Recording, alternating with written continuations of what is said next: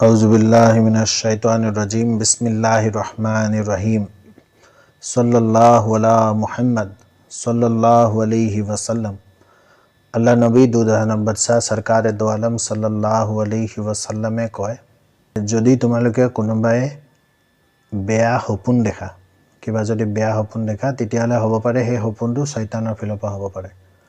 গতিকে তাৰ প্ৰতিকাৰ হিচাপে আল্লাহ নবীয়ে কয় যে তোমালোকে টোপনিৰ হালততে নিজৰ বাওঁফালে তিনিবাৰ থুকাই দিয়া।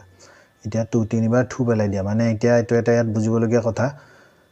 বেলেগ বেলেগ হাদিছতো আছে বেলেগ বেলেগ কামৰো প্ৰতিকাৰ এই থু পেলোৱা, কিন্তু ইয়াত যিটো থু পেলোৱা বুলি কৈছে এইটো আচলতে সঁচাকৈ থু পেলাই দিয়া কথা কোৱা নাই। এইটো মুখেদি থুৰ শব্দটো উলিয়াব কৈছে, থু থু থু বুলি, কিন্তু সঁচাকৈ থু পেলাব কোৱা নাই। বহুত মানুহে কথাটো বুজি নাপায় ভাবে যে আমি হাদিছৰ ওপৰত আমল কৰিছোঁ, সুন্নতৰ ওপৰত আমল কৰিছোঁ বুলি এনেকুৱা কাম কৰি পিনি, কিন্তু আচলতে সুন্নতৰ ওপৰত আমল কৰা নহয়, ইছলামক বদনামহে কৰে বহুত মানুহে। এনেকুৱা আগতেও এনেকুৱা ঘটনা ঘটি গৈছে। গতিকে এই কথাটো যিটো কোৱা হৈছে, আল্লাহ নবীয়ে কৈছে নিজৰ বাওঁফালে বিচনা শুয়ে তিনিবাৰ থু থু থু বুলি কৈ দিয়া। দ্বিতীয় কথাটো আল্লাহ নবীয়ে কৈছে যে কমচে কম তিনিবাৰ আউযুবিল্লাহি মিনাশ শাইতানিৰ ৰাজিম তিনিবাৰ ক'বলৈ কৈছে আল্লাহ নবীয়ে, কমচে কম। তাকে বেছিও ক'ব পাৰে, 5 বাৰো ক'ব পাৰে, 7 বাৰো ক'ব পাৰে বা বেছি ক'ব পাৰে, কিন্তু মিনিমাম তিনিবাৰ আউযুবিল্লাহি মিনাশ শাইতানিৰ ৰাজিম কৈ দিব কৈছে আল্লাহ নবীয়ে।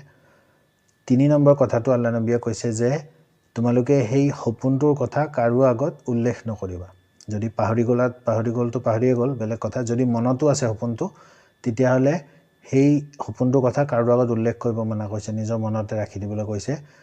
এই 3টা কাম যদি কোনোবাই কৰে, ইনশাআল্লাহ যিকোনো বেয়া সপোন যদি মানুহে দেখে, কিন্তু সেই বেয়া সপোনটোৰ একো আচৰ বা একো ৰিজাল্ট মানুহৰ ওপৰত একো প্ৰভাৱ নপৰে।